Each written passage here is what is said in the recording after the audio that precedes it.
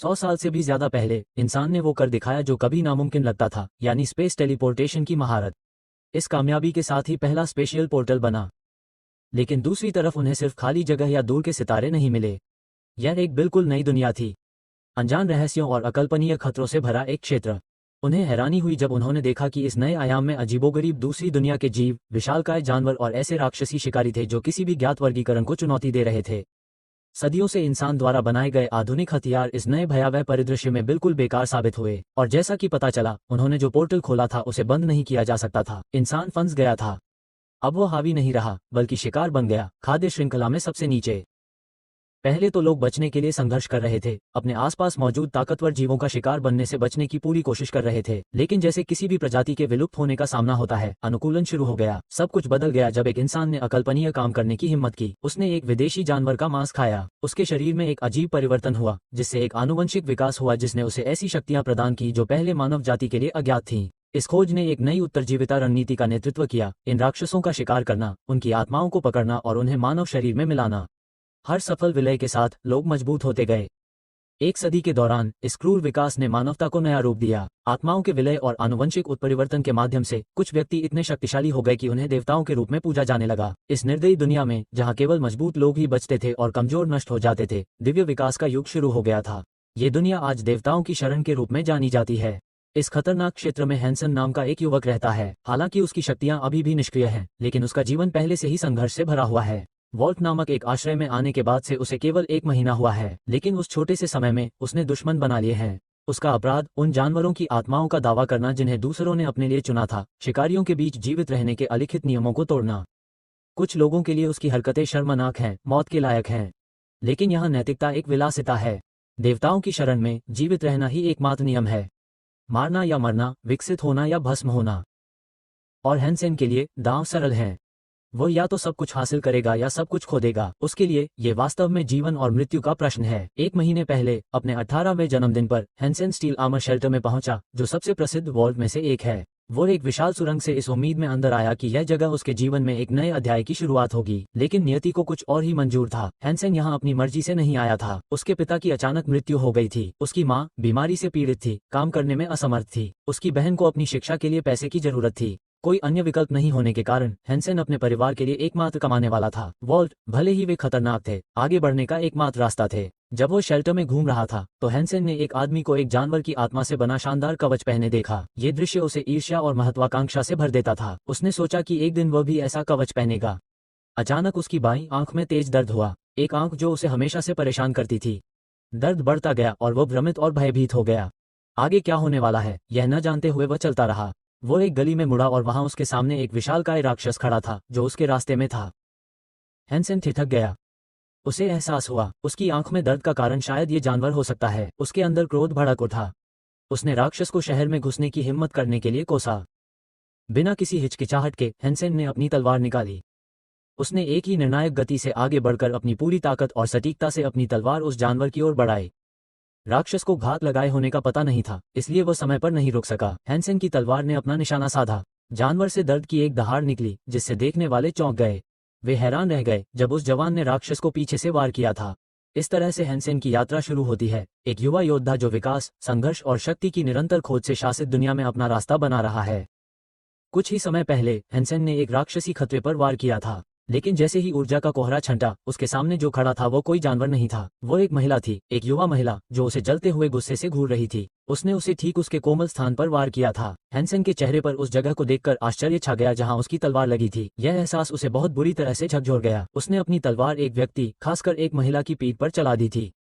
आसपास खड़े लोगों में खलबली मच गई। फुसफुसाहट एक सुनाई देने वाली कोलाहल में बदल गई जब सभी ने पहचान लिया कि वो महिला कौन थी। श्वान, पूरे स्टील आर्मर शेल्टर की सबसे प्रभावशाली महिला।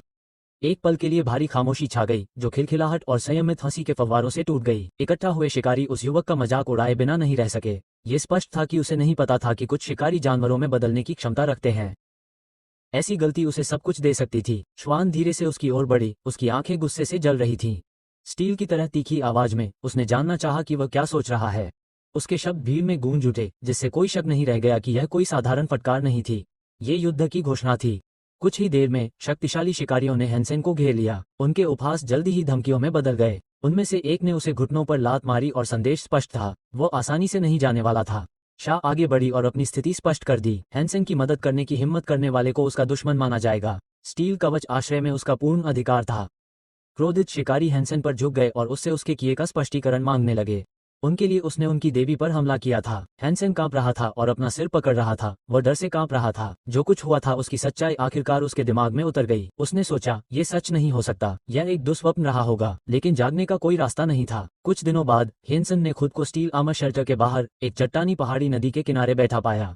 वो एक बड़े कीड़े के शव को काट रहा था, जो उसके शिकार की एक लंबी कतार में एक और था। उसकी हरकतें साफ, अभ्यास और कुशल थीं। कुछ ही सेकंड में उसने उस कीड़े के बाहरी कठोर खोल को उतार दिया और उसके अंदर का मांस खाना शुरू कर दिया। यह अब तक का 13वां कीड़ा था जिसे उसने खाया था। सिस्टम इंटरफेस ने उसे बताया कि उसे 10 रैंडम जीन पॉइंट मिले हैं, लेकिन एक बार फिर कोई भी सोल नहीं था। हैंसन हताशा में कराह उठा। उसने जितने भी जीव खाए थे, उसके बावजूद उसका विकास रुक गया था। वो परिवर्तन के पहले चरण से नहीं गुजरा था और न ही उसे एक उचित आत्मा मिली थी। अगर चीजें इसी तरह चलती रहीं, तो वह कभी भी उस पद तक नहीं पहुंच पाएगा जिसके लिए वह इतनी बेसब्री से प्रयास कर रहा था। निराशा उस पर भारी पड़ रही थी। उसने अपना सिर पकड़ लिया। उसका दिमाग घूम रहा था। सच्चाई निर्विवाद थी। आनुवंशिक विकास की प्रक्रिया में निम्न स्तरीय प्राणियों के मांस का कोई मूल्य नहीं था। स्टील आर्मर शेल्टर में आए उसे 1 महीना हो गया था। फिर भी उसका शरीर पूरी तरह से ठीक नहीं हुआ था। उसने ताकतवर राक्षसों का शिकार करने के बारे में भी सोचा था, लेकिन आखिरी बार जब उसने कोशिश की तो वह मुश्किल से अपनी जान बचा पाया। वह याद उसे सताती रही। खून से लथपथ और टूटा हुआ वह ठीक होने के लिए वापस शेल्टर में लौट आया था। घाव भर गए थे, लेकिन उसका आत्मविश्वास नहीं गया था। शायद उसने सोचा था कि अगर वह ज्यादा अनुभवी शिकारियों के साथ जुड़ जाता तो उसकी सफलता की संभावना बढ़ जाती, लेकिन इससे पहले कि वो कोई फैसला ले पाता, फिर से वही हो गया। उसकी बाईं आंख में वही पुराना दर्द फिर से होने लगा। ये हमेशा की तरह ही था। जब भी कोई ताकतवर जानवर पास आता तो दर्द उसकी मौजूदगी का संकेत देता। उसके चारों ओर अंधेरा एक अजीब सुनहरी चमक में बदल गया। रोशनी तेज होती गई और धीरे धीरे पास आ रही थी। हैंसन की धड़कनें तेज हो गईं। किस तरह का प्राणी इतनी चमक बिखेर रहा है? फिर उसने उसे देखा, एक बड़ा काला भरिंग, किसी भी कीड़े से अलग जिसका उसने सामना किया था। उसका आकार और आभा अद्भुत थी। सिस्टम उसके आनुवंशिक मूल को नहीं पहचान पाया। हैंसन को तुरंत पता चल गया कि यह कोई आम कीड़ा नहीं है। सांस रोककर हैंसन छिप गया। उसका दिल जोर से धड़कने लगा। जैसे जैसे वह प्राणी करीब आता गया, पूरे जंगल का रास्ता सुनहरी रोशनी से जगमगाने लगा। उसने हमला करने की तैयारी की। हैंसन तेजी से छाया से बाहर निकला। वह आगे बढ़ा और अपनी पूरी ताकत से अपने लड़ाकू ब्लेड को जानवर के खोल में घुसा दिया। सिस्टम ने घंटी बजाई। बधाई हो, काला दिव्य रक्त भरिंग मारा गया। एक दिव्य रक्त भरिंग की आत्मा प्राप्त हुई। हैंसन स्तब्ध होकर ठिठक गया। एक दिव्य रक्त भरिंग। उसे यकीन ही नहीं हो रहा था।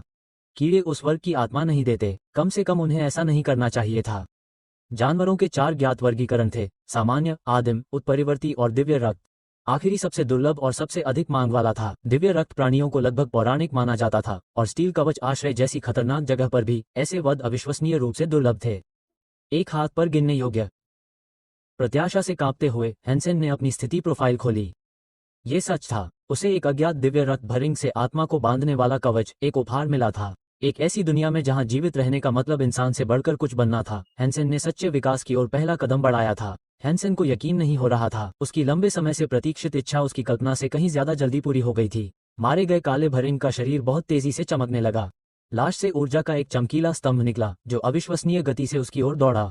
जैसे ही वो उसके पास पहुंचा, ऊर्जा की किरणें अनगिनत चमकती लताओं में बदल गईं। हर लता हवा में प्रकाश से बने सांपों की तरह लहरा रही थी।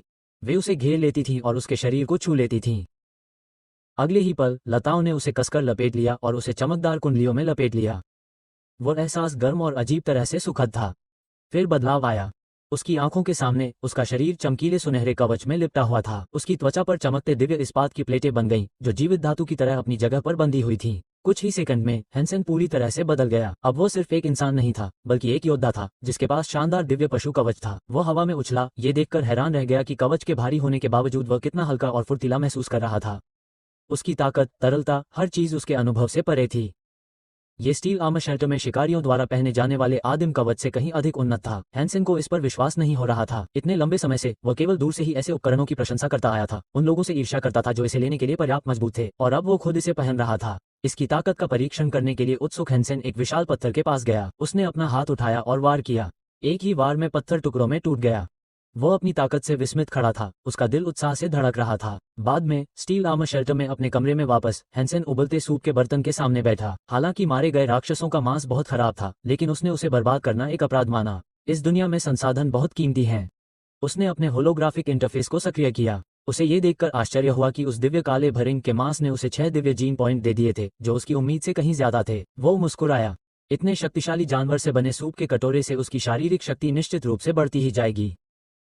जैसे ही उसने शोरबा मिलाया, उसका ध्यान भरिंग के अवशेषों के अंदर किसी चीज पर गया जो उसने पहले कभी नहीं देखी थी। अवशेषों के अंदर एक छोटा चमकता हुआ गोला था। उसमें रहस्यमयी रोशनी थी। ये कीड़े की शारीरिक रचना का हिस्सा नहीं था। उत्सुकतावश हैंसन ने उसे ध्यान से देखा। वो लगभग जीवित लग रहा था। उसके बगल में एक मजबूत पिंजरे में एक बंदी विदेशी राक्षस था। हैंसन ने सोचा कि वो अभी भी सो रहा है, लेकिन वो गलत था। बिना किसी चेतावनी के कमरे में एक गीली फुहार गूंज उठी। एक पल में उस प्राणी ने अपनी लंबी जीभ निकाली और हैंसन के हाथ से चमकता हुआ गोला छीन लिया। चौंक कर और गुस्से में हैंसन पिंजरे के पास गया और उसे जोर से हिलाया। इसे वापस दो, वो चिल्लाया, लेकिन राक्षस ने उसकी बात अनसुनी कर दी। उसने गोले के छेद को निगल लिया। फिर सन्नाटा। एक पल के लिए हैंसन को आश्चर्य हुआ कि क्या प्राणी ने खुद को मार डाला है, लेकिन उसके विचार तब टूट गए जब एलियन हिंसक रूप से कांपने लगा। उसकी त्वचा के नीचे से एक चमकीली हरी चमक रिस रही थी। उसका शरीर तेजी से फूल रहा था, पिंजरे की लोहे की सलाखों से दब रहा था। धातु कराह उठी, फिर टूट गई। हड्डियों को कंपा देने वाली दहाड़ के साथ प्राणी ने पिंजरे को तोड़ दिया और हैंसन पर हमला कर दिया। सहज प्रतिक्रिया देते हुए हैंसन ने अपना ब्लेड निकाला। संघर्ष छोटा लेकिन क्रूर था। एक आखिरी हताश चाल में हैंसन ने अपनी पूरी ताकत से वार किया। ब्लेड अंदर तक धंस गया और प्राणी एक क्रूर चीख के साथ गिर पड़ा। हाफते हुए हैंसन उस छटपटाती लाश के ऊपर खड़ा हो गया, जो लगभग मौत के करीब पहुंच चुकी थी। एक सिस्टम प्रॉम्प्ट चमक उठा। आदिम हरी छिपकली मर गई। आत्मा प्राप्त नहीं हुई। मांस और रक्त आदिम जीन में यादृच्छिक वृद्धि दे सकते हैं। 1 से 10 अंक। हैंसन ने भौहें सिकोड़ी। एक आदिम वर्ग का जानवर। ये समझ में नहीं आया। गोला खाने से पहले राक्षस बहुत कमजोर था।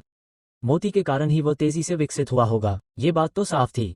उत्सुक और सतर्क हैंसन ने शरीर का विच्छेदन किया और उसके अंदर से चमकता गोला निकाला। उसने उसे अपने हाथ में लेकर सोचा, अगर यह एक छोटे से प्राणी को चंद सेकंड में एक खतरनाक खतरा बना सकता है, तो यह उसका क्या कर सकता है। ये तय करके उसने मोती को अपने होठों से लगा लिया। यह वो उत्प्रेरक हो सकता था जिसकी उसे अंततः सत्ता में आने के लिए जरूरत थी। उधर स्टील आर्मर शेल्टर के अंदर एक गर्मागर्म पारिवारिक बहस चल रही थी। हैंसन की मां और उसकी बेटी असंतुष्ट रिश्तेदारों के सामने बैठी थीं। कमरे में तनाव भरा हुआ था। विवाद एक कड़वे विषय पर केंद्रित था, पिछली पीढ़ी द्वारा छोड़ी गई विरासत। ये सब हैंसन की मां के हाथों में आ गया था और हर कोई इस बात से खुश नहीं था। हैंसन के घर में माहौल तनावपूर्ण हो गया था। उसके रिश्तेदार इकट्ठा हुए थे और उसकी मां पर विरासत में अपना कथित हिस्सा वापस करने का दबाव डाल रहे थे। उन्होंने कहा कि अगर वो ऐसा करती हैं, तो उन्हें अपनी बेटी के साथ घर में अकेले रहने दिया जाएगा। हैंसन के दूसरे चाचा आगे आए और तर्क दिया कि उन्हें घर से काफी समय से फायदा हो रहा है। अब सभी उत्तराधिकारियों के बीच संपत्ति का समान रूप से बंटवारा करने का समय आ गया था। पहले चाचा ने पूरी सहमति से अपनी बात रखी, लेकिन उनका स्वर कड़वा था। उन्होंने शिकायत की कि उनके परिवार को विरासत में कुछ भी नहीं मिला, हालांकि उनका उस पर उतना ही अधिकार था। वहां मौजूद महिलाओं में से एक ने सोच समझकर प्रस्ताव रखा। उसने कहा कि घर की कीमत 30 लाख है और उसने प्रत्येक पक्ष को 10 लाख देने का प्रस्ताव रखा, लेकिन घर उसके लिए छोड़ दिया। लेकिन मामा हैंसन की आवाज कांप रही थी जब उन्होंने बताया कि उनके पास 20 लाख नहीं है, वे गरीब हैं। अगर घर बिक गया तो वो और बच्चे बेघर हो जाएंगे। चाचा का चेहरा हताशा से विकृत हो गया। उन्होंने जवाब दिया कि केवल वही समस्याएं नहीं झेल रही हैं, उनके बच्चों ने उनके बच्चों के विपरीत शिक्षा भी नहीं ली है। अब उन्हें पैसे की सख्त जरूरत है। ये समझकर कि बातचीत का कोई नतीजा नहीं निकल रहा है, उस आदमी ने उसे एक अल्टीमेटम दिया, या तो घर बेच दो या फिर उसे कोर्ट में घसीट लो। इसके साथ ही रिश्तेदार चले गए। मम्मर हैंसन पोर्च पर चुपचाप बैठी थी। उसके विचारों में निराशा घर कर गई थी। वह घिसे हुए फर्श को देख रही थी। उसका दिल भारी था। हैंसन गुस्से में था। वे उसके पिता के घर को उनसे छीनने की हिम्मत कैसे कर सकते हैं। उसे वो समय याद आया जब उसके पिता ने उन्हीं रिश्तेदारों की मदद की थी और उनके लाखों डॉलर के कर्ज चुकाए थे, और अब वे और ज्यादा मांगने की हिम्मत कर रहे थे। मम्मर हैंसन के गालों पर आंसू बह रहे थे। उसने सोचा कि उसके पति की मौत व्यर्थ में हुई थी, क्योंकि वह स्टार ग्रुप से अलग हो गई थी और अब वो अपने पीछे छोड़े घर को भी नहीं बचा सकती थी। उसकी लाचारी ने उसे तोड़ दिया। लेकिन हैंसन ने प्यार से उसके कंधे पर हाथ रखा। उसने उसे चिंता न करने को कहा। उसने पहले ही एक पेशेवर वकील से संपर्क कर लिया था जिसने उन्हें बचाने का वादा किया था। इस आश्वासन ने उसे उम्मीद की एक किरण दी। शायद वे अपना घर नहीं खोएंगे। फिर भी हैंसन अंदर ही अंदर उबल रहा था। वो इस बात से बहुत नाराज था कि उसके रिश्तेदार उसकी मां और बहन को परेशान करने के लिए इतना नीचे गिर रहे हैं। उसने कसम खाई कि किसी न किसी तरह उन्हें इसका हिसाब देना ही होगा। इस बीच स्टॉवल स्टेशन पर transport hub steel armour shelter से जुड़ा हुआ था। लोग कांच के गलियारों से गुजर रहे थे। लाउडस्पीकर हवा में घोषणाएं गूंज रहे थे। राष्ट्रपति ने तीसरा विकास पूरा कर लिया है और भगवान की शरण के चौथे स्थान पर प्रवेश कर चुके हैं। एक अर्धदेव के दायरे के करीब पहुंच रहे हैं। हैंसन भीड़ के बीच खड़ा था। उसका मूड खराब था। उसने कुछ हासिल नहीं किया था, वो अभी भी बस जीवित रहने के लिए संघर्ष कर रहा था, जबकि अन्य अकल्पनीय ऊंचाइयों को छू रहे थे। एक और घोषणा हुई। एक प्रतिभाशाली व्यक्ति ने 100 के दिव्य जीन उत्परिवर्तन स्कोर के साथ दूसरे स्थान पर प्रवेश किया है। हैंसन को यकीन नहीं हो रहा था। 100 अंक, ऐसा पहले कभी नहीं सुना गया था। गाड़ी में बैठे हुए उसने खिड़की से बाहर देखा, तभी एक और आवाज आई। कल एक काउंसिल मेंबर ने असाधारण साहस दिखाया।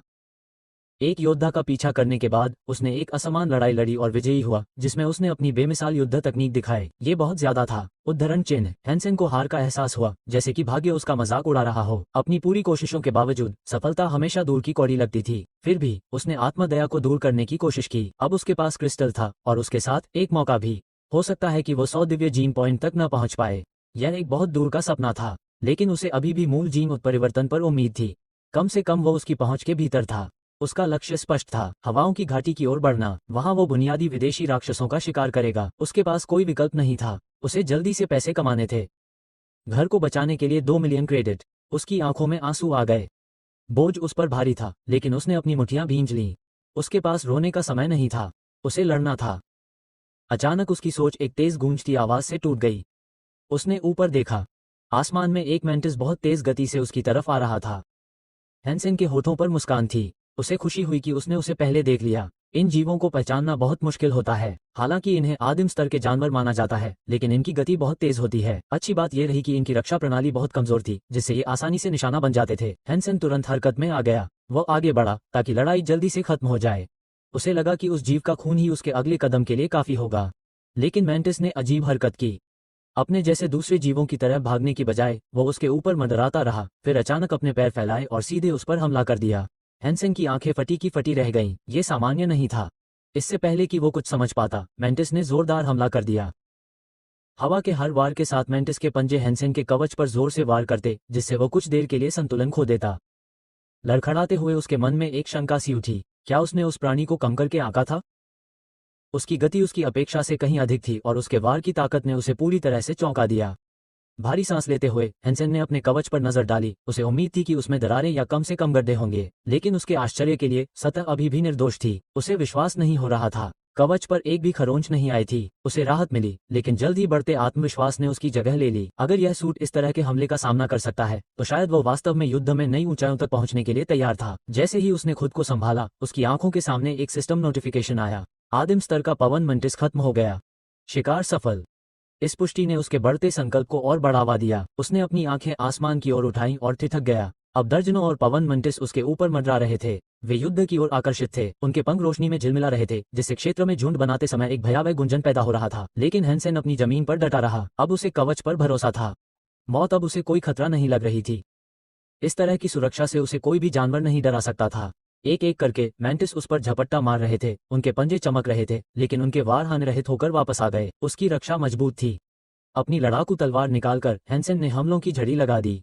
उसकी हरकतें तरल थीं, उसके वार सटीक थे। ब्लेड ने किटिंग पर घातक दक्षता से वार किया, जैसे मेंटिस के गिरने के बाद और भी सिस्टम संदेश आए। हत्या की पुष्टि हुई। आदिम स्तर की हवा मेंटिस को हराया गया। शिकार सफल। उसने 10वीं हत्या के बाद गिनती बंद कर दी। बहुत सारे थे। पंखों और अंगों का एक वास्तविक तूफान उसके चारों ओर घूम रहा था। फिर भी कोई उसे छू नहीं सका। एड्रेनालाइन और आत्मविश्वास से भरपूर हैंसन बिना किसी हिचकिचाहट के कीटों के झुंड पर हमला कर दिया। भटकती हवाओं की घाटी के प्रवेश द्वार पर एक नवागंतुक सावधानी से आगे बढ़ा। उसका नाम शूरो था, अमीर माता पिता का बेटा। वो इस इस्पात के बख्तरबंद आश्रय में नया था और यहाँ किसी को नहीं जानता था, लेकिन वह संतुष्ट था। खूबसूरत स्क्वाड लीडर शुवान के अधीन काम करना उसके लिए काफी था। अब उसे प्रभावित करने की उम्मीद में शूर एक उत्परिवर्ती प्राणी की तलाश में घाटी में दाखिल हुआ था, जिससे उसे इनाम मिल सकता था। वो घनी झाड़ियों के बीच चुपचाप आगे बढ़ता रहा, किसी दुर्लभ जानवर के संकेत के लिए आसपास के वातावरण को स्कैन करता रहा। आखिरकार वो एक बड़े मैदान में ठोकर खाकर गिर पड़ा और वहीं रुक गया। वहां कोई राक्षस नहीं था, केवल सन्नाटा था और खून की भारी गंध थी। इधर उधर देखते हुए वो बुदबुदाया, सभी पवन मंटिस कहाँ चले गए? घास लाल हो गई थी। खून के निशान मैदान में इधर उधर बिखरे हुए थे। यहाँ जो कुछ भी हुआ था वह हाल ही में हुआ था। शाओ ने युद्ध के मैदान का ध्यानपूर्वक निरीक्षण किया। खून की मात्रा और गिरे हुए प्राणियों की संख्या से उसने अनुमान लगाया कि यहाँ एक बड़े समूह ने शिकार किया था। लेकिन फिर उसने उसे देखा। मैदान के बीच में एक अकेला व्यक्ति हैंसन खड़ा था, जिसके चारों ओर पवन मंटिस के क्षत विक्षत शवों का पहाड़ था। शूर की आंखें चौड़ी हो गईं। उसके दिमाग ने जो देखा उस पर विश्वास करने से इनकार कर दिया। क्या यह आदमी अकेला था? उसने हैंसन को और करीब से देखा। वह आदमी शक्तिशाली कवच में आत्मविश्वास से खड़ा था, शांत और हानिक, दर्जनों गिरे हुए राक्षसों के बीच। दृश्य अवास्तविक था। क्या तुमने सचमुच यह अकेले किया? शिरा ने अंत में अविश्वास में पूछा, या तुम्हें मदद मिली? क्योंकि मैं कल्पना नहीं कर सकता कि एक व्यक्ति यह सब कैसे कर सकता है। हेनसन ने उसकी ओर देखा, शांत और सीधा। मैं उन्हें तुम्हें बेचूंगा, उसने कहा। 8,000 प्रति। शियो ने आंखें झपकाईं। यह एक ठोस प्रस्ताव था, उचित से अधिक, और उसे उम्मीद से कहीं अधिक मूल्य मिलेगा। अभी भी स्तब्ध, शेरे ने पुष्टि की, तुम वास्तव में उन्हें 1,000 प्रति के हिसाब से बेच रहे हो? हेनसन ने बिना किसी हिचकिचाहट के सिर हिलाया। शूर ने एक मोटा बटुआ निकाला। मैं और अधिक भुगतान करूंगा, उसने जल्दी से कहा, और अगर तुम्हें कुछ और मिलता है, कुछ भी, तो मैं उसे खरीदना चाहता हूँ। ये स्पष्ट था, शूर केवल खरीदना नहीं चाहता था, वो एक दीर्घकालिक व्यावसायिक संबंध का प्रस्ताव दे रहा था। हेनसन सहमत हो गया। मुझे अपना नाम और अपना कमरा नंबर बताओ, अगर मुझे कुछ ऐसा मिलता है जिसका तुम इस्तेमाल कर सकते हो तो मैं तुम्हें बताऊंगा। हेनसन ने फिर से व्यावसायिक लहजे में कहा, जरूर। मैंने बिल्कुल वैसा ही किया। फिर बदले में उसने पूछा, तुम्हारा नाम क्या है? तुम किस कमरे में हो? लेकिन हेनसेन ने जवाब नहीं दिया। इसके बजाय उसने विदाई में हाथ उठाया, मुड़ा और चला गया। जब मेरे पास कुछ होगा तो मैं तुमसे मिलूंगा, उसने अपने कंधे के ऊपर से पुकारा। शाओ ने मुस्कुराते हुए अलविदा कहा। मैं तुम्हें पैसे कहूंगा भाई, उसने चिल्लाया। मैं तुम्हारे अगले दौरे का इंतजार करूंगा। हवा में उड़ने वाले मेंटिस को हटाने के बाद हेनसेन ने अपनी नजरें कठिन शिकार पर टिका दी। अब अपने शिकार के स्तर को बढ़ाने का समय आ गया था। उसका अगला निशाना तांबे के दांत वाले भेड़िए थे, जो कीड़ों से कहीं ज्यादा कीमती जानवर थे। जैसे ही हेनसेन उनके बिल के पास पहुंचा, भेड़ियों ने उसकी मौजूदगी को भांप लिया। पूरे मैदान में एक जंगली गुर्राहट गूंज उठी और एक पल में झुंड उस पर झपटा। हेनसेन ने हिम्मत नहीं हारी। जैसे ही वो सीधे झुंड पर हमला करने लगा, उसका कवच चमक उठा। दर्जनों शिकारी उसे घेरे हुए थे, लेकिन उसने उनका डटकर सामना किया, उन पर वार किया और सटीकता से वार किया। हर वार एकदम सटीक तरीके से लगा, जिससे उसके फर और मांसपेशियां कट गईं। सिस्टम ने बताया, तांबे के दांत वाले आदिम भेड़िए का खात्मा। शिकार सफल, कोई आत्मा नहीं बची। उद्धरण चिन्ह। हेनसेन ने अपनी आंखें सिकोड़ लीं। वो ऐसा नहीं चाहता था। पिछली बार उसने सहजता से सभी पवन मंटिस को मार डाला था। इस बार उसके पास एक योजना थी। उसने भेड़ियों में से एक को बस इतना ही जीने दिया। उसने जानवर को आत्मा का मोती खिलाया और फिर जल्दी से उसे खत्म कर दिया। आत्मा को खत्म कर दिया गया, सिस्टम ने बताया। आत्मा प्रकार के हथियार में वृद्धि। प्राणी के शव से ऊर्जा का एक झोंका निकला, जो हवा में चमकती धुंध की तरह घूमता हुआ हेनसेन की हथेली में समा गया। उसने कर दिखाया। आत्मा को सफलतापूर्वक पकड़ लिया गया था। परिणाम से संतुष्ट होकर हेनसेन स्टील गेट शेल्टर की ओर वापस जाने लगा। उसके पीछे वो अपने इनाम को घसीटता हुआ ले जा रहा था, बंधा हुआ और सुरक्षित। लेकिन कुछ गड़बड़ महसूस हुई। जैसे ही वह गेट के पास पहुंचा, दूर से खुरों की गड़गड़ाहट गूंज उठी। घुड़सवारों का एक बड़ा समूह तेजी से आ रहा था। वे दिव्य सूर्य के अनुचर थे। हेनसेन ने उन्हें तुरंत पहचान लिया। उनकी संख्या बहुत अधिक थी और उनके पास बहुत सारे हथियार थे। उसकी मौजूदगी से संकेत मिलता था कि कुछ बड़ा होने वाला है। जुलूस के बीच में चिनसुवान था, जो खुद दिव्य पुत्र था। वो घमंडी और क्रूर स्वभाव का था। वो शुवान सुता भी था और अपमान बर्दाश्त नहीं करता था। जैसे ही चिनसुवान ने हेनसेन को देखा, वो खिल्ली उड़ाने लगा। लड़के की शांत, उदासीन निगाहों ने उसे क्रोधित कर दिया। बिना किसी चेतावनी के चिनसुवान ने चाबुक से वार किया।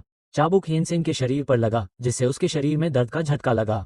तुम आदिम प्राणियों को इतनी बेशर्मी से कैसे बेच सकते हो? चिनसुवान ने दहाड़ते हुए कहा। उसकी आवाज में तिरस्कार झलक रहा था। हेनसेन ने अपने शरीर को पकड़ लिया। दर्द बढ़ रहा था। उसने वापस देखा, ये सोचते हुए कि उसके सामने वाला आदमी स्पष्ट रूप से अस्थिर था, शायद पागल भी।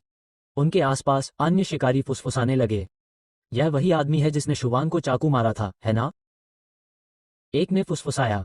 भीड़ पहचान से कांप उठी। चिनसुवान ने सबको सुनाने के लिए अपनी आवाज ऊंची की। जो कोई भी इस आदमी के साथ व्यापार या मेलजोल रखेगा, उसे पछताना पड़ेगा। मेरी बात याद रखना। एक शिकारी ने वहां से गुजरते हुए उपहास किया। तुम खुशकिस्मत हो कि हम जल्दी में हैं। अगली बार मैं तुम्हें बुरी तरह पीटूंगा। हेनसेन ने कुछ नहीं कहा, चुपचाप उन सभी को पागल करार दे दिया। वह जानता था कि उसे क्या करना है। उसे और ताकत की जरूरत थी। जल्दी। आत्मा के क्रिस्टल को हाथ में लेकर वो स्टील के कवच वाले ठिकाने में अपने कमरे में वापस चला गया। वहां उसने अपने पकड़े गए जानवर को एक मजबूत पिंजरे में बंद कर दिया। उसने उस प्राणी का अध्ययन किया। उसका फर पॉलिश की हुई धातु जैसा लग रहा था, जो एक उत्परिवर्तित तांबे के दांत वाले भेड़िए का विशिष्ट रूप है। लेकिन कुछ अजीब था। इस भेड़िए का रंग अलग था और उसमें उतनी ताकत नहीं थी। यह अंतर क्यों? हेनसेन ने सोचा कि विकास, चाहे आदिम हो या उत्परिवर्तित, बहुत धीमा हो सकता है। उसे विकास के लिए एक तेज रास्ते की जरूरत थी। इससे पहले कि वो कुछ और सोच पाता, बगल के कमरे से आवाजें आने लगी। वो रुका, फिर चुपचाप चला गया सुनने के लिए। उसने जो सुना, उससे उसका खून खौल उठा। दो आदमियों के बीच बातचीत से पता चला कि 3 बड़े कबीले पहाड़ की चोटी के पास इकट्ठा हुए थे। कारण? एक दिव्य रक्त वाला जानवर देखा गया था। हेनसेन का दिल जोर से धड़कने लगा। यह एक दुर्लभ अवसर था। दिव्य रक्त वाला प्राणी सब कुछ बदल सकता था। बिना एक पल की भी देरी किए वो पहाड़ की ढलान की ओर दौड़ा। वो तेजी से चढ़ता गया। उसके फेफड़े जल रहे थे। उसे उम्मीद थी कि उसे बहुत देर नहीं हुई है। जब वो आखिरकार शिखर पर पहुंचा तो वह झुक गया, अपनी सांस ली, फिर नीचे घाटी में देखा। एक बड़ा युद्ध पहले से ही चल रहा था। चिनसुवान ने आदेश दिया और उसके शिकारी एक सख्त युद्ध पंक्ति में खड़े हो गए। धीरे धीरे वे लक्ष्य की ओर बढ़े। चिंसुवान अपने ही एक शक्तिशाली जानवर पर सवार होकर अपने आदमियों को विपरीत दिशा से घेरा बनाने का आदेश देता है। उसकी रणनीति सतर्क और सोची समझी थी, लेकिन जिस प्राणी का सामना उन्होंने किया वह एक काल्पनिक राक्षस था। एक विशाल 2 हाथ वाली कुल्हाड़ी के साथ दिव्य रक्त वाला जानवर युद्ध के मैदान से ऊपर था। उसके हथियार के हर वार से शिकारी उड़ जाते थे। उन्होंने उसे घेरने की कोशिश की, लेकिन जानवर टूट गया। शिकारी आराम से अपनी रणनीति बना रहे थे, शरीर उड़ रहे थे, हथियार चकनाचूर हो गए। हैंसेन ने हैरानी से देखा, उसने ऐसा पहले कभी नहीं देखा था। यह एक दिव्य रक्त वाले राक्षस की ताकत थी। दिव्य रक्त वाले राक्षस ने एक भयानक चीख मारी और अपनी बड़ी कुल्हाड़ी को तेजी से घुमाया। हर वार से शिकारी पीछे हट गए और तूफान के पत्तों की तरह बिखर गए। युद्ध का मैदान जानवर के गुस्से से कांप उठा। चिंसुवान पैदल ही राक्षस की तरफ बढ़ा, उसके चेहरे पर गुस्से के भाव थे। उसने चिल्लाते हुए कहा, इस बार मैं तुम्हें तबाह कर दूंगा, कमीने।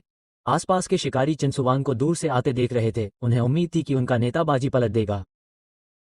इस बीच कई तीरंदाज जानवर के पीछे आ गए और उसकी मोटी खाल पर तीरों की बौछार कर दी, लेकिन दिव्य राक्षस अपनी जगह पर डटा रहा और दहाड़ता रहा। चट्टानों पर हैंसेन चुपचाप खड़ा रहा और हर हरकत पर नजर रखे रहा। उसने अपनी मुट्ठियां भींच लीं। यह उन कीड़ों से बिल्कुल अलग है जिनसे मैं पहले लड़ा था।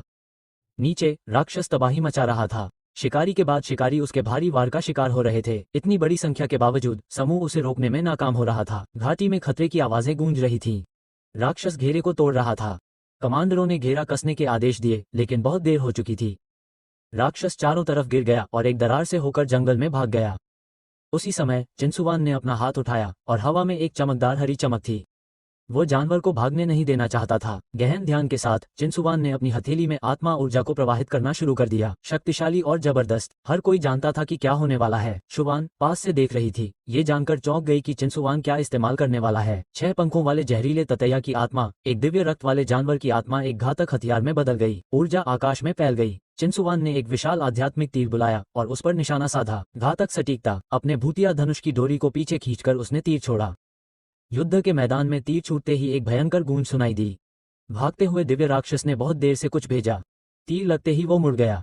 धमाका। धरती पर गिरने से पहले राक्षस ने खून जमा देने वाली चीख मारी। उसका विशाल शरीर एक भयानक भूकंप के साथ जमीन पर गिर गया। धूल और हवा बाहर की ओर फूट पड़ी। चिंसुवान आगे बढ़ा। उसके हाव भाव से गर्व झलक रहा था। तुमने दिव्य पुत्र को चुनौती देने की हिम्मत की। उसने गिरे हुए प्राणी का उपहास किया। अब परिणाम भुगतो। शिकारी इकट्ठा हुए या उनके चेहरों पर प्रशंसा थी। वे उत्साहित स्वर में बोल रहे थे। एक ही वार में दिव्य रक्त वाले राक्षस को हराने के लिए चिंसुवान की प्रशंसा कर रहे थे। शुवान ने उसकी ओर देखा। उसकी आंखें प्रशंसा से चौड़ी हो गईं। उसकी अभिव्यक्ति नर्म हो गई। उसकी भावनाएं उसके चेहरे पर स्पष्ट रूप से लिखी हुई थीं। चिंसुवान ने उसकी निगाहों को देखा, मुस्कुराया, प्रसन्न था कि उसकी शक्ति ने उसका प्यार जीत लिया है। लेकिन तभी अप्रत्याशित हुआ। लाश से ऊर्जा का एक अंधाधुंध स्तंभ उठा। दिव्य जानवर आत्मा ऊपर उठने लगी। इससे पहले कि कोई कुछ कर पाता, भीड़ में हलचल मच गई। कोई चीज या कोई व्यक्ति असंभव गति से उनके पास से गुजरा। सब हैरान रह गए। हैंसेन।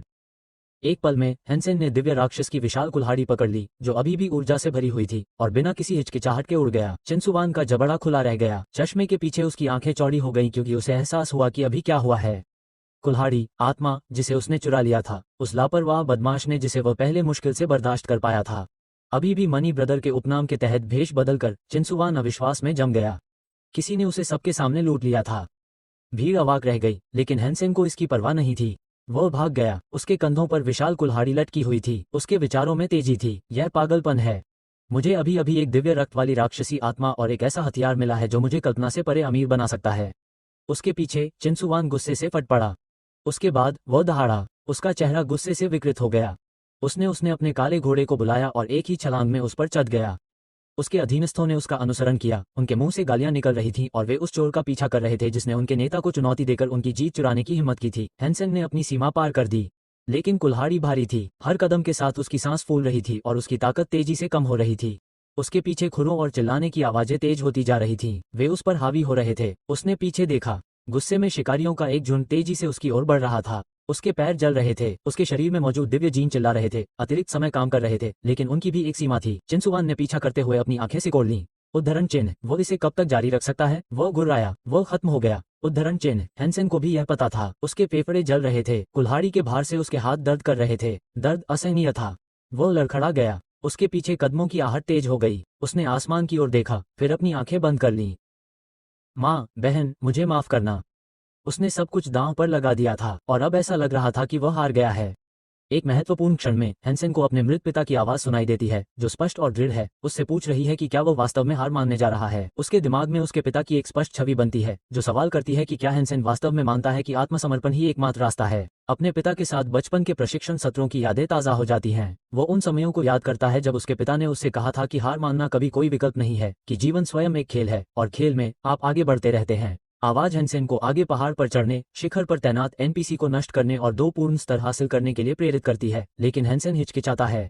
पहाड़ राक्षसों से भरा हुआ है और शीर्ष तक का रास्ता लगभग आत्मघाती लगता है। शिखर पर एनपीसी को निर्दयी जानवरों द्वारा कड़ा पहरा दिया जाता है।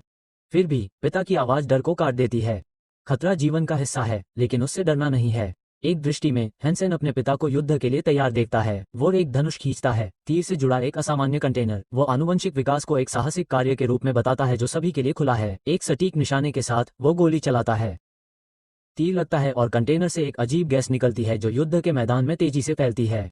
बिना किसी हिचकिचाहट के पिता अपनी लड़ाकू तलवार निकालता है और राक्षसों के झुंड पर हमला करता है। वो अविश्वसनीय कौशल के साथ लड़ता है, एक एक करके दुश्मनों को काटता है, तब तक आगे बढ़ता है जब तक कि रास्ता साफ नहीं हो जाता। शिखर पर पहुंचकर वो मिशन को पूरा करने के लिए तैयार होकर एनपीसी पर अपना हथियार तानता है। हैंसेन की ओर मुड़ते हुए पिता एक अंतिम पाठ पढ़ाता है। जीवित रहने के लिए जोखिम की आवश्यकता होती है। अगर हैंसेन कठिनाइयों से बचता है तो वह कभी कैसे आगे बढ़ सकता है। वो अपने बेटे को याद दिलाता है कि इस दुनिया में वास्तविकता की तरह इंसान खाद्य श्रृंखला में सबसे नीचे है। जीवित रहने का एकमात्र रास्ता ताकत है। वो एक कठिन सच्चाई बताता है। हैंसेन जितनी जल्दी शक्तिशाली होगा, उसके मौके उतने ही बेहतर होंगे। हैंसेन पर मनोवैज्ञानिक दबाव भारी पड़ रहा है। उसका दिल तेजी से धड़क रहा है। उसे याद है कि उसके पिता सोचते थे कि हैंसेन अभी भी बहुत दयालु है, इस दुनिया की क्रूरता को समझने के लिए बहुत मासूम है, लेकिन देर सबेर उसे समझना ही होगा। खेल में पिता उसका साथ दे सकता है, लेकिन जीवन में हैंसेन को अकेले खड़ा होना सीखना होगा। आखिरी दिल दहला देने वाले पल में पिता प्यार से हैंसेन का हाथ पकड़ता है और हैंसेन की तलवार उसके सीने में घुसा देता है, जिससे उसकी शक्ति उसके बेटे में आ जाती है।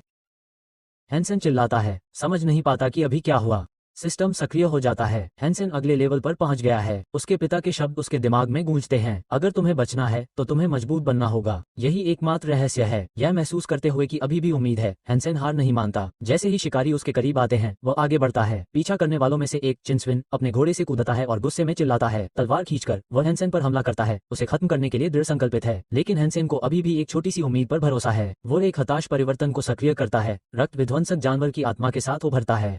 परिवर्तन से ऊर्जा का एक प्रचंड विस्फोट होता है। शक्ति का एक शानदार स्तंभ आकाश में उड़ता है, जिससे आसपास के सभी लोग सदमे में आ जाते हैं।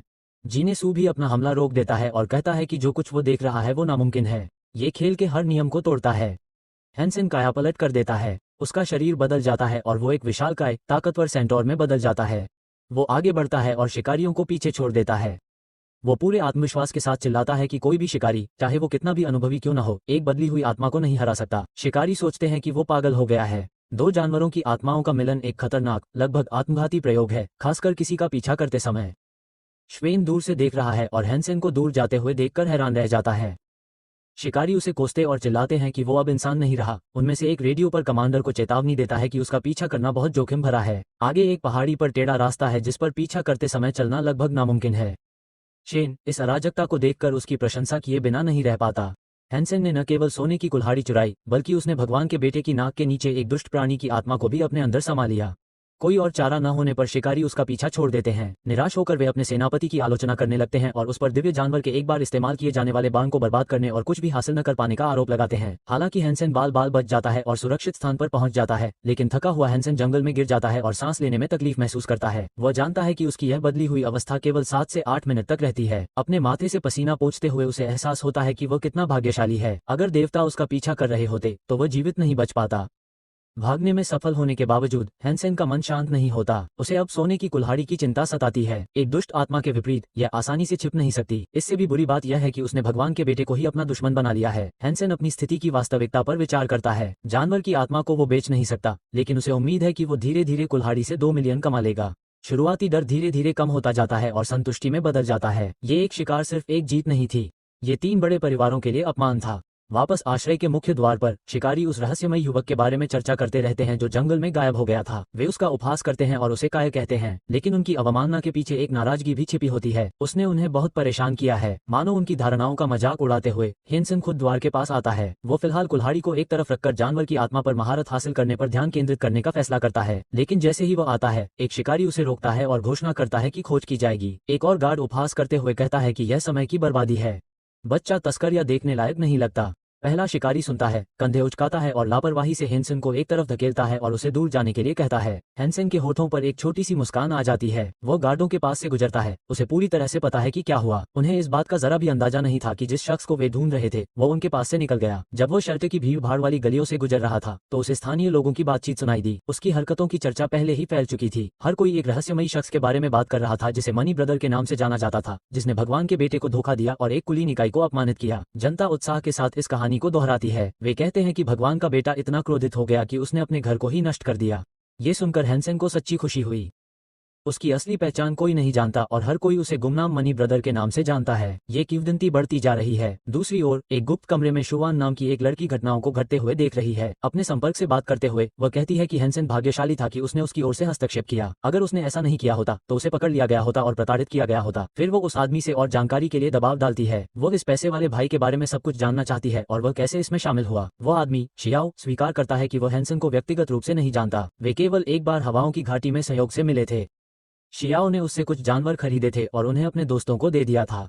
शुवान उसे दोष नहीं देती है, नहीं वो उसे सजा देना चाहती है। इसके बजाय वो उसे एक काम देती है, पैसे वाले भाई को अपना संदेश पहुंचाना। वो दिव्य जानवर की आत्मा और उसके हथियार दोनों के लिए अच्छी कीमत देने को तैयार है। शियाओ उत्सुकता से तैयार हो जाता है, लेकिन जाने से पहले शुवान उसे कड़ी चेतावनी देती है। उनकी मुलाकात एक रहस्य बनी रहेगी और इस बातचीत के बारे में फिर से बात नहीं की जाएगी। शहर से दूर पहाड़ी जंगलों के भीतर हेनसेन लगातार आगे बढ़ रहा है। सिस्टम उसे एक आदिम स्तर के हरे कई जानवर का शिकार करने के लिए बधाई देता है और उसे बताता है कि उसकी आत्मा अभी तक अवशोषित नहीं हुई है। फिर यह उसे एक विकल्प देता है, एक मूल जीन बिंदु प्राप्त करने के लिए जानवर के मांस को खाओ। हेनसेन आज्ञा का पालन करता है, धीरे धीरे मांस खाता है और अपने सिर पर रखे इनाम पर विचार करता है। वो अभी भी चिंतित है, उसे अभी तक उत्परिवर्तन जीन प्राप्त नहीं हुआ है और खतरे अभी टले नहीं हैं। अचानक उसे कुछ महसूस होता है। पास के एक तालाब के पास कुछ हलचल होती है। छाया में छिपा एक प्राणी उसे ध्यान से देख रहा है। फिर उसके पीछे एक शोर होता है। सहज रूप से हेनसेन मुड़ता है। अंधेरे से उभरता हुआ एक मानव आकृति है। जंगल शांत है और अजनबी द्वारा उठाया गया हर कदम सोच समझकर और डरावना है। चांद की पीली रोशनी के नीचे हेनसेन एक थके हुए युवक को देखता है। उसके कपड़े फटे हुए हैं और उसका शरीर मुश्किल से हिल पा रहा है। वो स्पष्ट रूप से किसी बड़ी घटना से गुजरा है और उसकी अचानक उपस्थिति हेनसेन को परेशान करती है। उसके कपड़े इतने फटे क्यों हैं? वो अकेला क्यों है? हेनसेन जोखिम नहीं लेता है। वो अपनी आवाज उठाता है, आदमी को रुकने का आदेश देता है। वो उसे आगे न जाने की चेतावनी देता है। आगे खून के प्यासे मगरमच्छ हैं। अजनबी ऊपर देखता है और पूछता है कि वो कहाँ है। फिर वो गौरव के अभयारण्य का रास्ता पूछता है। हेनसेन जवाब देता है कि उसने ऐसी जगह के बारे में कभी नहीं सुना। आसपास एक ही आश्रय है, स्टील का कवच। वो आदमी उलझन में उस आदमी का नाम दोहराता है और फिर बुदबुदाता है कि वो शायद गलत जगह पर चला गया है। कुछ देर की चुप्पी के बाद उसकी आवाज बदल जाती है। वो आदेश देने वाली आवाज में कहता है कि हेनसेन उसे गौरव के मंदिर तक ले जाए। यह उसकी हद पार कर देता है। हेनसेन तुरंत चिढ़ जाता है।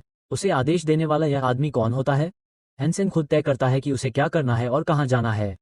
वो किसी और के आदेशों का पालन नहीं करने वाला है, खासकर किसी अजनबी के। नियंत्रित झुंझलाहट के साथ हेनसेन उस आदमी को दक्षिण की ओर जाने के लिए कहता है। अगर वो जल्दी करता है तो वह रात होने से पहले जंगल से बाहर निकल सकता है। हेनसेन अजनबी से किनारा करने की कोशिश करते हुए आत्मविश्वास से कहता है कि वह शिकार पर जा रहा है और उसके पास व्यर्थ की बातों के लिए समय नहीं है। उसे उम्मीद थी कि उसकी सीधी बात से वो आदमी वहां से चला जाएगा, लेकिन वो गलत है। अगले ही पल हेनसेन पर पीछे से एक जोरदार वार होता है। वार इतना जोरदार था कि वह हवा में कई मीटर ऊपर उछलकर जमीन पर गिर गया और उसका सिर एक पत्थर से टकराया। वो घबराया हुआ था, धीरे धीरे उठा, अपने सिर को पकड़ लिया। उसके अंदर गुस्सा उबल रहा था।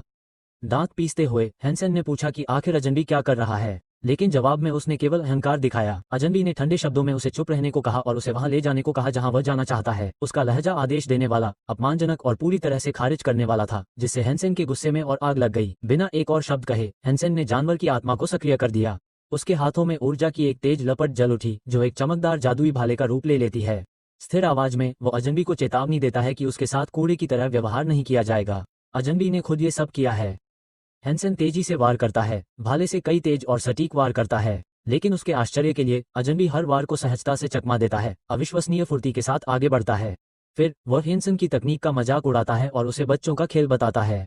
अपनी खुद की जानवर जैसी आत्मा के बिना भी अजनबी हेंसन को कोई बड़ा खतरा नहीं मानता। फिर कुछ ऐसा होता है, अजनबी के हाथों में बहुत अधिक ऊर्जा होती है जो विनाशकारी शक्ति का एक सघन क्षेत्र है। वो उससे हमला करता है और एक क्रूर वार करता है। हेंसन उसे अपने जादुई भाले से रोकने की कोशिश करता है, लेकिन वार इतना जबरदस्त होता है कि भाला 2 टुकड़ों में टूट जाता है। हेंसन स्तब्ध होकर लड़खड़ा जाता है। कोई अपने नंगे हाथों से उसके भाले को कैसे नष्ट कर सकता है? अजनबी उस अनकहे सवाल का जवाब बहुत ही आत्मविश्वास के साथ देता है। वो बताता है कि वो प्राचीन मार्शल आर्ट का उपयोग करता है जो निष्क्रिय आनुवंशिक क्षमता वाली तकनीकों को अनलॉक करने में सक्षम है, जो परमाणु सम्मेलन के समान विस्फोटक शक्ति उत्पन्न करती है। यह एक ऐसा कौशल है जो केवल प्रशिक्षण के मध्य चरण में ही होता है। अजनबी हेंसन की ओर तिरस्कार पूर्वक हाथ उठाता है, उसे मूर्ख कहता है और उसे अंतिम चेतावनी देता है, उसे अभयारण्य में ले जाओ या मर जाओ। हेंसन भड़क जाता है, उसका गुस्सा ज्वालामुखी की तरह फूट पड़ता है।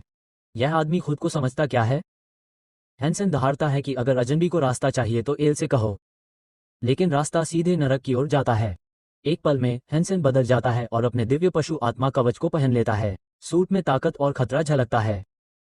वो बिजली की गति और क्रूर ताकत से हमला करता है, लेकिन फिर भी अजनबी हर हमले को शांति से टाल देता है। फिर पोजीशन में आकर अजनबी करीब से एक मुक्का मारता है। ये हेंसन के कवच से टकराता है, जिससे एक ऊर्जा निकलती है जो दोनों सेनानियों को अलग कर देती है। ये संघर्ष इतना भयंकर है कि युद्ध के मैदान में भयंकर तूफान जैसा कुछ होता है। हेंसन अभी भी होश में है, अविश्वास से देखता है। यहाँ तक कि दिव्य पशु की आत्मा से बना उसका कवच भी नुकसान पहुंचा रहा है। ऐसा संभव नहीं होना चाहिए। अजनबी हंसने लगता है, उसकी आवाज गुस्से और ईर्ष्या से भरी हुई है। उसे एहसास होता है कि हेंसन ने दिव्य पशु आत्मा कवच पहना हुआ है। कवच बर्फ की मांसपेशियों और जैड की हड्डी जैसी तकनीकों को सहने के लिए काफी मजबूत है। ये तथ्य ही उसे क्रोधित करता है। उसकी आवाज में जहर भरकर वो आदमी कहता है कि हेंसन ऐसे पवित्र उपकरण पहनने के लायक नहीं है। वो मांग करता है कि कवच तुरंत उसे सौंप दिया जाए। बिना किसी हिचकिचाहट के वो फिर से हमला करता है, इस बार और भी ज्यादा ताकत के साथ। हेंसन अगले वार से पस्त हो जाता है। अजनबी के वार बहुत तेज होते हैं, हर वार से ऐसा लगता है कि वह टूट जाएगा। फिर उसे पैर से पकड़कर अजनबी उसे उठाता है और विनाशकारी बल से जमीन पर पटक देता है। दर्द असहनीय है, हेंसन चिल्लाता है। उसके ऊपर खड़ा अजनबी ठंडे स्वर में उपहास करता है। वो घोषणा करता है कि एक कमजोर व्यक्ति हमेशा कमजोर ही रहता है, चाहे उसे कितनी भी शक्ति दी जाए। वो हेंसन का मजाक उड़ाता है कि उसने शांति से कवच नहीं छोड़ा, लेकिन फिर सब कुछ बदल जाता है। हेंसन के शरीर से शक्ति का एक प्रवाह फूट पड़ता है। एक चमकती हुई चमक में वो बदल जाता है, एक नए स्तर पर पहुंच जाता है। जो ऊर्जा फूटती है वो कच्ची, अस्थिर और हिंसक होती है। एक ही झटके में वो अजनबी के सिर पर एक जोरदार वार करता है। अजनबी अचानक से लड़खड़ा जाता है। उसे पहली बार दर्द का एहसास होता है, बहुत तेज दर्द। उसके चेहरे पर अहंकार से लेकर अविश्वास तक के भाव आ जाते हैं। हेंसन का खून खौल उठता है, उसके अंदर पनप रहा गुस्सा आखिरकार फूट पड़ता है और उसे पूरी तरह से अपनी चपेट में ले लेता है। उसकी आंखें गुस्से से जल उठती हैं। रेल की लड़ाई अभी शुरू ही हुई है। हेंसन हवा में तैर रहा है, उसके शरीर से अब एक शक्तिशाली ऊर्जा क्षेत्र निकल रहा है। उसका परिवर्तन पूरा हो चुका है और वह नीचे दुश्मन को ठंडे मन से देखता है। ठंडी आवाज में वह अजनबी के भाग्य की घोषणा करता है। उसे आज मरना तय है। कभी आत्मविश्वासी और अहंकारी रहा अजनबी अब डरकर ऊपर देखता है। उसे बहुत देर से एहसास होता है कि उसने एक बड़ी गलती कर दी है।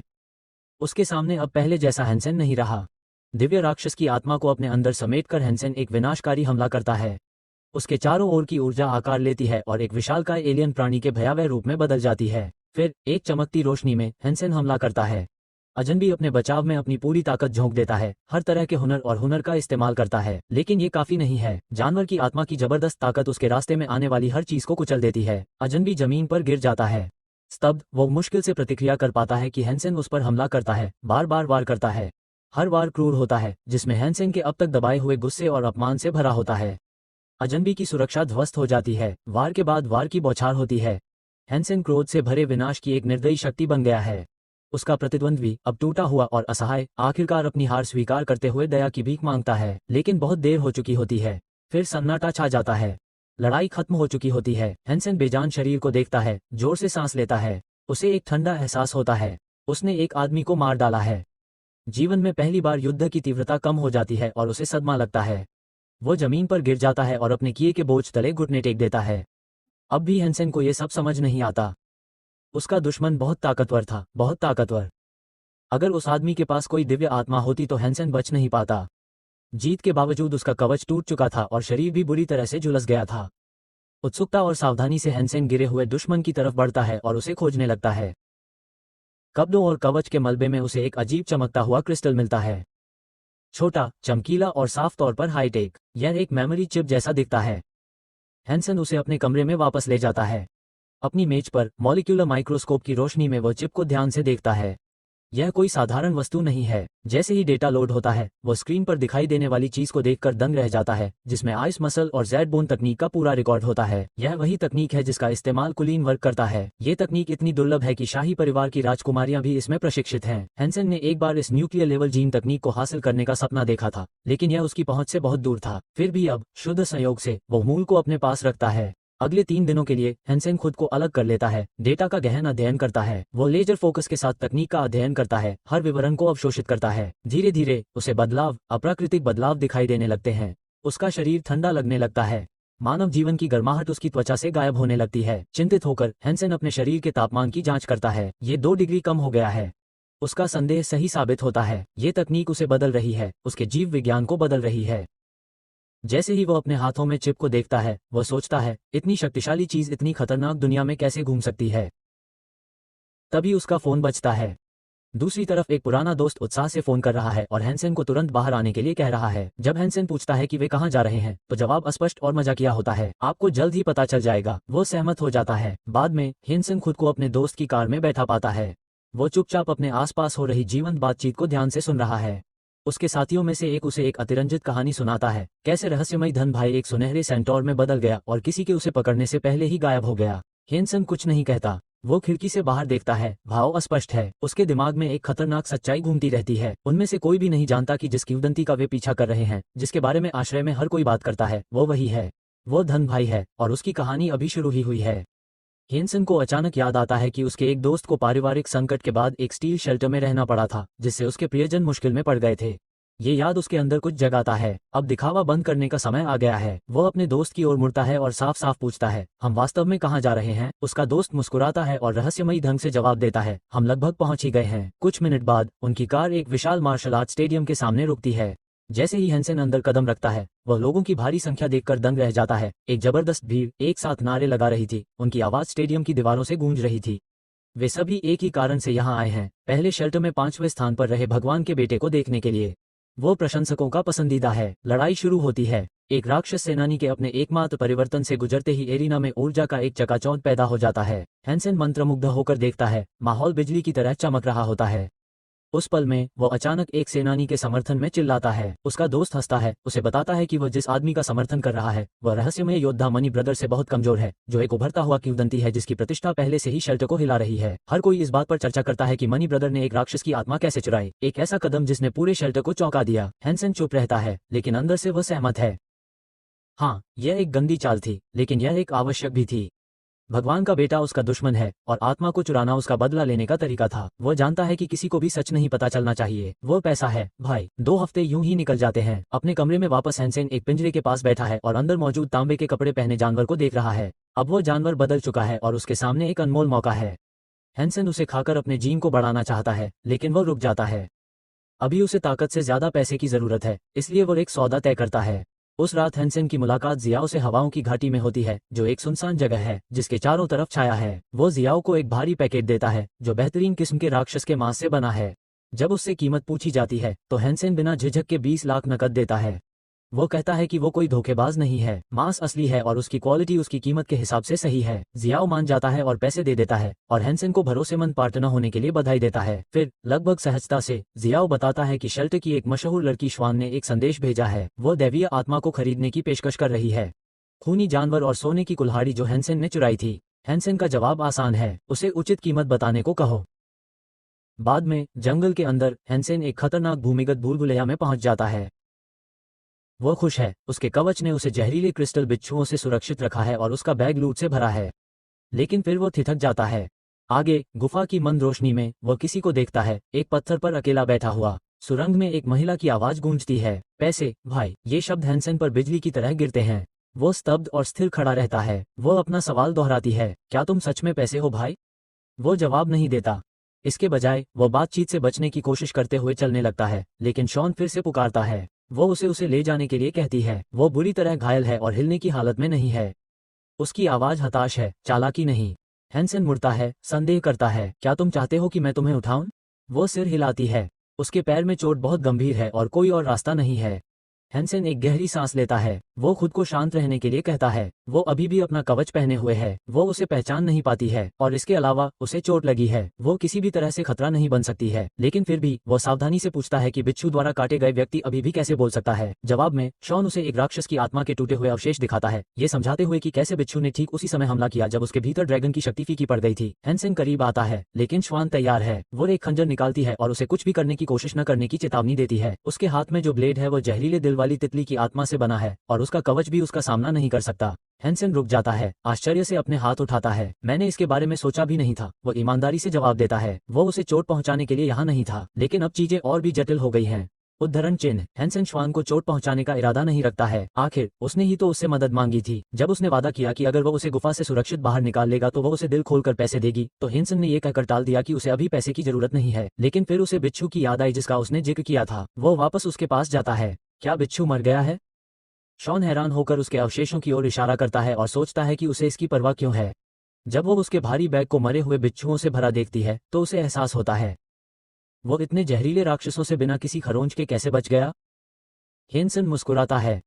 वो उसे बताता है कि भुगतान के रूप में वो म्यूटेंट की आत्मा लेगा और बिच्छू का शरीर भी रखेगा।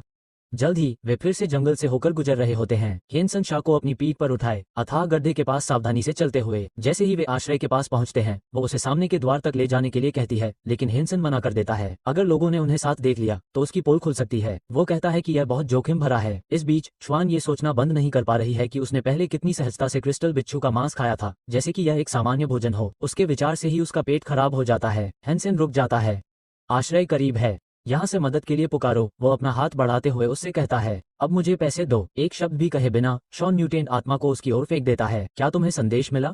वो उसे आसानी से पकड़ लेता है और फिर कहता है, सोने की कुल्हाड़ी और दिव्य रक्त पशु आत्मा की कीमत तुम्हें 2 मिलियन होगी। श्वान हैरान रह जाती है। वो तर्क देती है कि आश्रय के अंदर वे चीजें लगभग बेकार हैं, बाहर उनका मूल्य यहाँ लागू नहीं होता है। अधिकतम 1 मिलियन, यह उसकी अंतिम पेशकश है।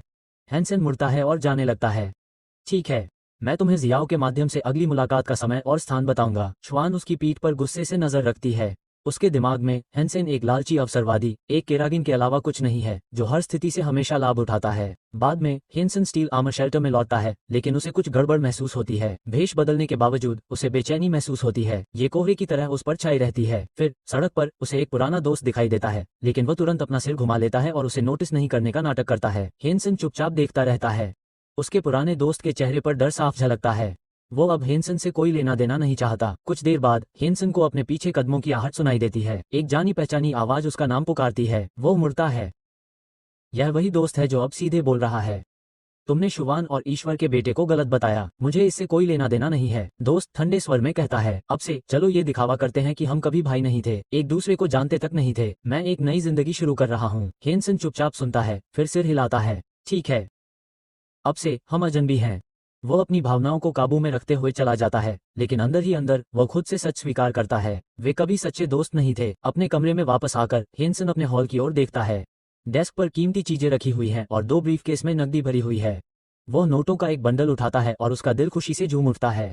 आखिरकार, वह खुद से कहता है, अब मेरा परिवार आखिरकार एक अच्छी जिंदगी जी सकता है। उस वीकेंड में हैंसेन अपनी माँ और बहन को शहर में घूमने ले जाता है, जो एक दुर्लभ अनुभव होता है। वो चाहता है कि वे एक चिंतामुक्त दिन बिताएं और अपने संघर्षों को भूल जाएं। वे एक शानदार पेस्ट्री शॉप के सामने रुकते हैं। क्या तुम हमेशा से नीलम आइसक्रीम नहीं खाना चाहती थी? वो मुस्कुराते हुए अपनी छोटी बहन से पूछता है। उसका चेहरा खिल उठता है। तुम अब तक के सबसे अच्छे भाई हो। हालांकि उनकी माँ हिचकिचाती है। वह हैंसेन को चेतावनी देती है कि यह जगह बहुत महंगी है और उसे इतनी मेहनत से कमाए गए पैसे बचाने चाहिए, लेकिन हैंसेन उसे प्यार से आश्वस्त करता है, चिंता मत करो माँ, अब जब मैं जीन म्यूटेशन से गुजर चुका हूँ तो मैं और भी मजबूत हो जाऊंगा और पहले से ज्यादा कमाऊंगा। तुम्हें फिर कभी चिंता करने की जरूरत नहीं होगी। उद्धरण चिन्ह, परिवार उस आलीशान दुकान के अंदर जाता है और सीढ़ियां चढ़कर दूसरी मंजिल पर जाता है, साथ में एक खास पल का आनंद लेने के लिए उत्साहित। लेकिन आधी सीढ़ियां चढ़ने के बाद एक कर्मचारी उनका रास्ता रोक लेता है। उसका चेहरा ठंडा है। वो आदमी दृढ़ता से कहता है, तुम वहां नहीं जा सकते। बस माहौल बदल जाता है। जैसे ही हैंसेन और उसका परिवार आलीशान पेस्ट्री शॉप की दूसरी मंजिल पर चढ़ने की कोशिश करते हैं, एक कर्मचारी उनके रास्ते में आ जाता है। वो पास में लगे बोर्ड की ओर इशारा करता है और दृढ़ता से कहता है, दूसरी मंजिल सिर्फ मशहूर लोगों और रईसों के लिए है। मतलब साफ है, ये जगह उनके जैसे लोगों के लिए नहीं है। उद्धरण चिन्ह। हैंसन हैरान रह जाता है। उसे लगता था कि पैसे होने का मतलब है कि वह जहां चाहे जा सकता है, लेकिन इस पल से उसे कड़वी सच्चाई का पता चलता है। सिर्फ दौलत ही काफी नहीं है, क्लास और स्टेटस अभी भी असली सीमाएं तय करते हैं। उसकी माँ धीरे से अंदर आती है और उसे शांत करने की कोशिश करती है। ठीक है, वह कहती है, अपनी बहन के लिए आइसक्रीम खरीदो, हम बाहर तुम्हारा इंतजार करेंगे। हैंसन अपने बढ़ते गुस्से को छिपाने की कोशिश करता है, लेकिन अंदर ही अंदर अपमान चुभता है। वो साधारण लकड़ी का बोर्ड, वो कोई नियम नहीं था, वो एक दीवार थी। उसी समय हैंसन एक प्रतिज्ञा करता है। एक दिन वह इतना शक्तिशाली होगा कि उसके या उसके परिवार के लिए फिर कभी कोई दरवाजा बंद नहीं होगा। तिजोरी एक विशाल महानगर है जो जिलों में विभाजित है और हाई स्पीड रेल से जुड़ा हुआ है। भीड़ भाड़ वाली ट्रेन के एक डिब्बे में हैंसन चुपचाप यात्रा कर रहा है, इस बात से परेशान है कि इन घंटों में यह हमेशा कितना भरा रहता है। अचानक ट्रेन जोर से रुक जाती है। यात्री संतुलन खो देते हैं और हैंसन उनमें से एक है। वो अपने बगल में बैठी एक लड़की से टकरा जाता है। इससे भी बदतर, गिरने के दौरान उसका हाथ गलती से उसकी छाती पर लग जाता है। शर्मिंदा, हैंसन माफी मांगने के लिए इधर उधर भागता है, लेकिन वह कुछ शब्द भी नहीं बोल पाता, इससे पहले कि वह लड़की उसके चेहरे पर मुक्का मार देती है। जब वो चोट से लड़खड़ाता है और माफी मांगता है, तभी लड़की गुस्से से उसे घूरती है और तभी उन्हें समझ आता है, वे एक दूसरे को पहचान लेते हैं। यह वही लड़की है जो पहले भी उसके साथ हुई थी। तुम यहाँ क्या कर रहे हो? हैंसन अपने दुखते गाल को सहलाते हुए बुदबुदाता है। तुम फिर से? सून भड़क जाता है। पहले तो मुझे लगा कि तुम बेवकूफ हो, अब मुझे पता चला कि तुम एक विकृत और बदमाश हो। दूसरे यात्री कानाफूसी करने लगते हैं। वे सब ने गलती से हुई टक्कर को देखा था, यह अच्छा नहीं लग रहा था। हैंसन ये समझाने की पूरी कोशिश करता है कि यह ट्रेन की वजह से हुआ था। मैं गिर गया, लेकिन सून उसे बीच में ही रोक देता है। अगर ये दूसरी बार ना होता तो शायद मैं इस पर यकीन कर लेता। या तुम वो चाकू भूल गए जो तुमने मेरे बट में घोंपा था? आखिरकार ट्रेन स्टेशन पर पहुंचती है और तनाव कम हो जाता है। जैसे ही सून बाहर निकलता है, वो आखिरी बार हैंसन से मिलती है। ये तुम्हें आखिरी चेतावनी है, अगर दोबारा ऐसा कुछ किया तो मैं खुद तुम्हें जेल में डाल दूंगी। जैसे ही वो प्लेटफॉर्म पर आती है, एक मिलिट्री ऑनर गार्ड उसका स्वागत करता है। सैनिक उसे सलाम करते हैं और उसे मालकिन कहते हैं, जिससे पता चलता है कि वह स्थानीय गैरिसन की कमांडर है। हैंसन की आंखें फटी की फटी रह जाती हैं। यहाँ की कमान उसी के पास है। उसे डर लगता है कि अब उसके लोग उसकी हर हरकत पर नजर रख सकते हैं। एक गलती और उसकी पहचान उजागर हो सकती है। दृढ़ निश्चयी हैंसन एक और फैसला लेता है, अब से हर कीमत पर जल्दी से दूर रहना। लेकिन उसकी सोच का सिलसिला तब टूट जाता है जब पीछे से एक कर्कश आवाज आती है, अरे बेवकूफ, यहाँ आओ। हैंसन मुड़ता है और देखता है कि एक आदमी सीधे उसकी तरफ देख रहा है। वह आदमी हैंसन का कॉलर पकड़ता है और उसे आगे खींचता है। मैं बहाने नहीं बना रहा था, तुम हमारे साथ आ रहे हो। विरोध करने से पहले ही हैंसन खुद को पहाड़ी जंगलों की ओर तेजी से बढ़ रहे आदमियों के एक समूह में पाता है। ये शिकारी एक उद्देश्य के साथ आगे बढ़ रहे हैं। उनकी बातचीत में राक्षसों को पकड़ने की सफल घटनाओं के बारे में बातें होती हैं। हैंसन कई दिनों से उनके साथ है। हालांकि उन्होंने कई राक्षसों को पकड़ लिया है, लेकिन उन्हें अभी तक कोई उच्च श्रेणी का म्यूटेंट नहीं मिला है, जिससे टीम थोड़ी निराश हो जाती है। आखिरकार टीम एक ऊंची चट्टान पर पहुंचती है, जहां वे एक बड़ी और भयावह गुफा के सामने रुकते हैं। उनमें से एक व्यक्ति दिव्यपुत्र के दाहिने हाथ चिनुआन की ओर मुड़ता है और बताता है कि यह जगह है। चिनुआन अपनी तीखी आवाज में सिर हिलाता है। वो कई शिकारियों को टोह लेने के लिए इशारा करते हुए आदेश देता है। कोई भी बहस नहीं करता। तभी उसकी नजर पास में खड़े हैंसन पर पड़ती है। चिनुआन मुस्कुराते हुए हैंसन के कंधे पर हाथ रखता है। वो उपहास करता है कि इसे खराब मत करो। हैंसन अपना जबड़ा भींच लेता है। उसे पता है कि क्या हो रहा है। वे उसे तोप के चारे के तौर पर इस्तेमाल कर रहे हैं, एक ऐसा शरीर जिसे उस गुफा में छिपे किसी भी खतरे से निपटने के लिए इस्तेमाल किया जा सकता है। वो अंधेरे प्रवेश द्वार को देखता है और महसूस करता है कि अगर उसे बचना है तो उसे सबसे ज्यादा चालाकी से काम लेना होगा। जैसे जैसे टोही टीम अंधेरे में और अंदर जाती है, गुफा की दीवारों पर मशालें टिमटिमाती हैं। माहौल में तनाव छाया रहता है। कुछ अनुभवी शिकारी बड़बड़ाने लगते हैं, वे बहुत दूर चले गए हैं और गुफा का सन्नाटा अस्वाभाविक लगता है। उनमें से एक ने अपनी गति धीमी करने का सुझाव दिया, लेकिन उनकी चेतावनी का जवाब ऊर्जा चाबुक की तेज आवाज से दिया गया। दिव्यपुत्र के अनुचर का आदमी उनकी बातचीत से चिढ़कर पीछे रह गए लोगों पर चिल्लाता है और कहता है, बस बातें करना बंद करो, तुम्हें पहले ही पैसे मिल चुके हैं, जल्दी चलो। उद्धरण चिन्ह। समूह आगे बढ़ता है। हर कदम के साथ उनका डर बढ़ता जाता है जब तक कि रास्ता एक विशाल कक्ष में नहीं खुल जाता। उनके सामने एक विशाल भूमिगत झील है, जिसकी सतह बिल्कुल स्थिर है, कांच की तरह चिकनी है। भाड़े के सैनिक रुक जाते हैं, जगह की भयानक सुंदरता देखकर दंग रह जाते हैं। उनमें से एक आगे बढ़ता है। सड़क यहीं समाप्त होती है महोदय, पानी के अलावा कुछ नहीं है। बिना किसी हिचकिचाहट के दिव्य सूर्य अधीनस्थ अपना हाथ उठाता है और हवा में कई चमकते कैप्सूल प्रकट होते हैं, जो तुरंत इन्फ्लेटेबल नावों में बदल जाते हैं। शिकारी विस्मय से देखते हैं। अधिकांश ने ऐसी तकनीक कभी देखी भी नहीं थी। पार जाओ, वह आदेश देता है। हैंसन चुपचाप देखता है, ये देखते हुए कि ये लोग कितने तैयार हैं। वे जानते थे कि उन्हें क्या ढूंढना है। यह कोई अंधाधुंध खोज नहीं थी। भाड़े के सैनिक नावों पर चढ़ते हैं, जो धीरे धीरे काले पानी में सरकने लगती हैं। लेकिन हैंसन को कुछ परेशान करने वाली बात नजर आती है। दिव्य सूर्य पुरुष नाव पर नहीं चढ़ रहे हैं, केवल भाड़े के सैनिकों को ही पार भेजा जा रहा है। हैंसन के शरीर में ठंडक दौड़ जाती है। कुछ गड़बड़ है। फिर एक छपका, फिर एक और फिर एक गगनभेदी गर्जना पूरे कक्ष को चीरती है। झील के नीचे से एक विशालकाय जानवर ऊपर उठता है।